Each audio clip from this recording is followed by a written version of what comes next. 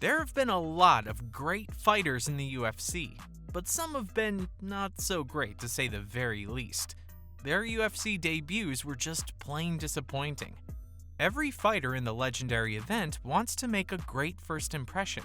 While it's possible to lose your first octagon appearance and still do well in your career, most people still try to show certain skills and abilities to demonstrate that they have earned their position in the promotion. It's not that impossible for a contender to be fired right after a poor first performance.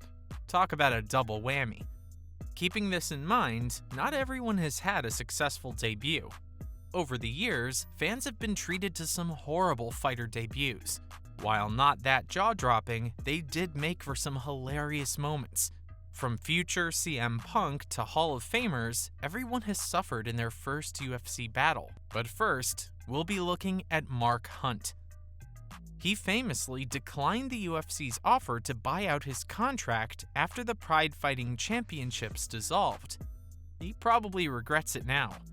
Hunt desperately wanted to compete in the UFC and established himself when he was just starting out, but on his own terms. He would eventually earn his position in the promotion, but it didn't happen at his debut. The fighter made his debut at UFC 119 against Sean McCorkle.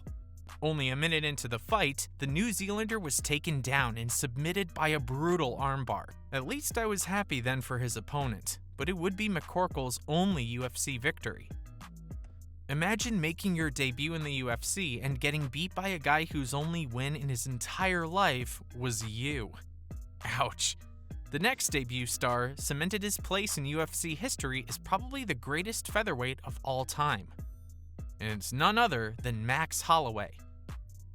The skills he's shown over the last decade were, unfortunately, not on display in his UFC 143 debut against Dustin Poirier. Holloway appeared to have no answer for Poirier's crazy footwork.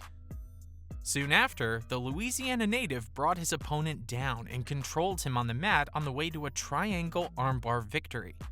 And that was it for the fighter. Oh well, moving on, we have one of the most up and down careers in the UFC. It's, of course, Mike Jackson. Houston's champ is one of the weirdest fighters in the event's history. His career began in 2016 when he was scheduled as a last-minute opponent for prospect Mickey Gall. He probably shouldn't have picked up that call. Jackson's pro debut would come after a 3-6 amateur career. Gall walked into the cage and proved how much better he was than Jackson in barely 45 seconds. He quickly knocked his opponent down and submitted him with a rear naked choke. And that was that. But this next debut star isn't to be taken lightly either. We have Joe Sun. Later known as Random Task in Austin Powers, this dude was an MMA fighter in the early 1990s. He was also a convicted felon at that time, so people should have been more careful. His UFC debut came against Keith Hackney at UFC 4 in one of the most difficult battles to watch. Hackney had the advantage of standing, but the bout quickly went to the ground. He then unleashed a barrage of crotch strikes, which used to be allowed in the early days of the UFC. This forced Sun into a blood choke victory. As brutal as that was to watch, this next fighter's debut might have been even harder to watch. Sean Gannon came when the UFC wanted to try out new things in 2005. They didn't want to bring in Kimbo Slice, but they did want to bring in Sean Gannon, the only man to ever defeat him in a street fight. Because the heavyweight had a 2-0 professional record, he was given a match at UFC 55. Brandon Lee Hinkle, his opponent, took the fight to the mat and brutalized him. Gannon was hammered on the ground for 4 minutes in this one, which ended in a first-round TKO loss. It's almost like the next fighter on this list decided to take payback for how Gannon was butchered. Let's look at Dean Barry. When he joined the UFC in 2022, Ireland's champion was an interesting possibility. He was a former kickboxing champion with powerful striking and a 4-1 professional record. It's appropriate that his first opponent was none other than Mike Jackson. Barry started off uneasy. hitting The Truth with 2 crotch blows in the first few minutes. Jackson was able to continue but was struck down after the break. Not long after regaining his composure, Barry landed one of the most devastating eye pokes seen in the octagon, causing him to be disqualified. The Irish prospect earned 3 damaging fouls in less than 4 minutes of cage time, forcing the DQ. 3 fouls in one match. Really wouldn't have liked being in the arena that day. Yikes. This next fighter proves that nepotism doesn't really translate well in the UFC. Rolls Gracie Jr. was offered a UFC contract after only 3 professional fights. In his first octagon encounter, he faced veteran Joey Beltran at UFC 109 in February 2010. But he instantly showed everyone that he didn't belong in the UFC. After having his takedowns rejected in the first round, he appeared to be dying of tiredness by the second. He was eventually TKO'd in the second round and released, and never tried returning after that. The senior Gracie must have been rolling in his grave. But this next UFC star also fizzled out as quickly as he had entered the main stage. James Toney is the next on the list. He was another UFC experiment, as the organization decided to give the former boxing champion a chance in 2010. In a cross-sport super fight, he was handed over to the former UFC champion Randy Couture.